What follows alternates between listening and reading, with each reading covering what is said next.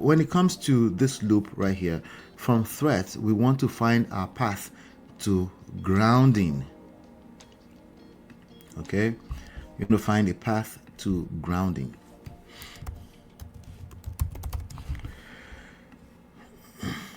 What is grounding? Okay, right under grounding, I'm actually going to put gratitude. I'm also going to put God. All right, so this is our G of the GPS. Here we have three core pillars here. We have the GPS, which is God, purpose, and self. We have a whole chapter on the detail of that in the book.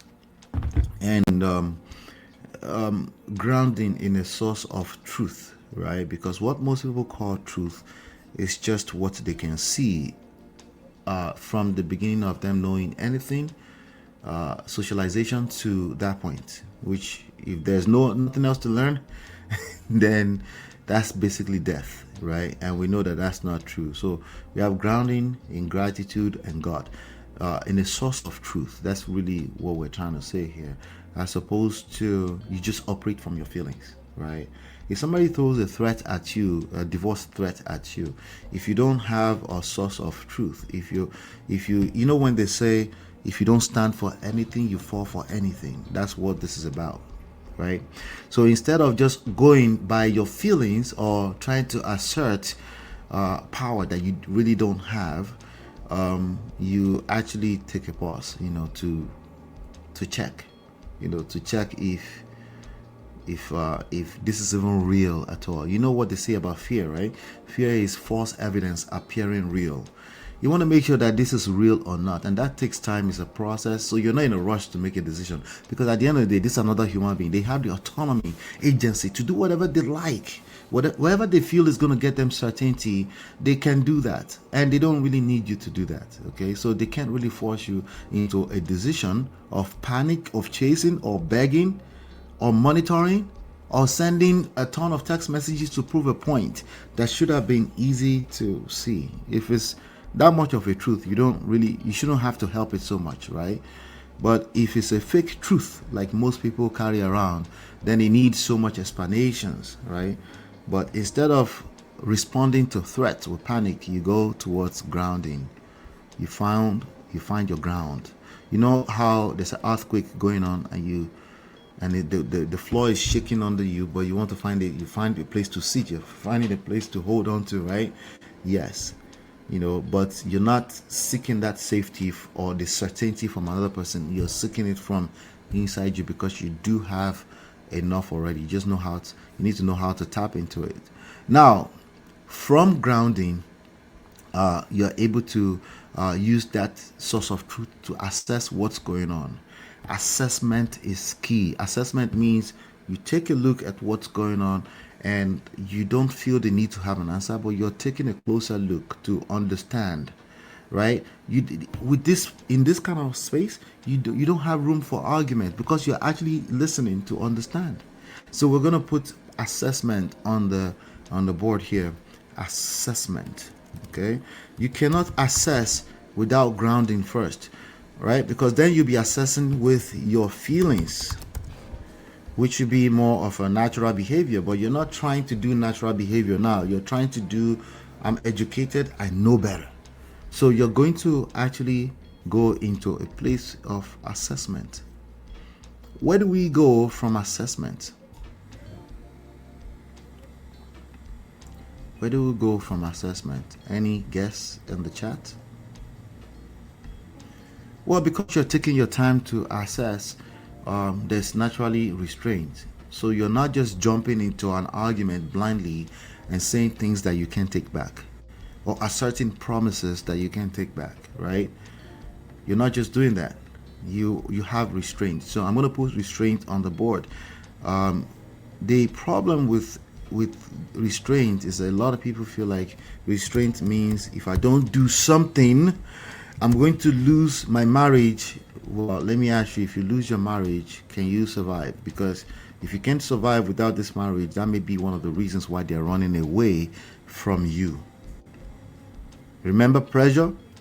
That may just be the culprit. Fear, panic, pressure, right? Remember?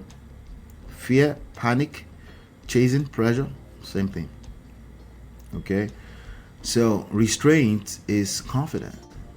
Restraint is whatever they decide, I'm going to be all right. That precisely is one of the reasons why they can't leave you, because it's no longer pressure. They get to decide to stay or leave. They have their agency finally, right? And that leads to stability. This is the path you want to take. All right. This also involves you trusting that God is working on that person, right? God is working on the situation. You are able to trust yourself, right? As opposed to operating from a place of fear. So let's put stability on the board. Stability. Right? If you don't have stability, all the decisions are going to be on shaky grounds, right? So remember, we started this off with grounding, right? All of it is going to be on shaky ground. If if you don't have grounding, it's going to be on shaky ground, right? So yeah, hopefully you're getting the gist. What do we have next in this path that we're taking now? This is the better path, right? Now I'm giving you a universal roadmap, right? So everybody's situation will be unique, but this is the universal roadmap, right? When you're stable in this manner, even though somebody threw a threat, all of this started with a threat, right? When you are stable, right, they become curious. You're like, wait, with everything I just said, they're not shaking, they're not unstable like they used to, because your natural self, Afabi, exuded behavior of needy behavior, not sexy, before, where you're just begging and begging. So suddenly they see stability, right? So now they're getting curious. If they are a human being, they will be curious. They want to know what you're up to, right? Curiosity. They get curious. So if they're curious, now what? Well, curious is let me show you something. Let me give you a secret. Curious is same thing as attraction. This is what you want. Well, none of this is going to happen without attraction. Reconciliation, you want to save your marriage. Why? Because it's duty. Yeah, good luck. But reality is that no one wants to stay with you if they're not attracted to you. And attraction, even in a typical marriage, is ups and downs and ups and downs. Hopefully it's growing, right? But it still ebbs and lows.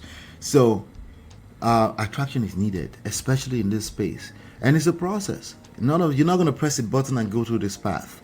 It takes it's going to require you to lose what you've always known if you're in this space, right? So attraction will lead to some more contact, which is basically a bunch of opportunity to showcase your new self. So I'm going to put contact. All right. So we're not going back to threats. We're not creating a loop now, right? We found a way to break the cycle. A terrible cycle of needy behavior, begging, making promises that you can't keep. Yeah. Contact. Contact is essentially opportunities to showcase your new self. You get new opportunities to showcase your new self. And now we found a path to reconciliation and saving your marriage. Okay, that's the universal roadmap, guys. Right there.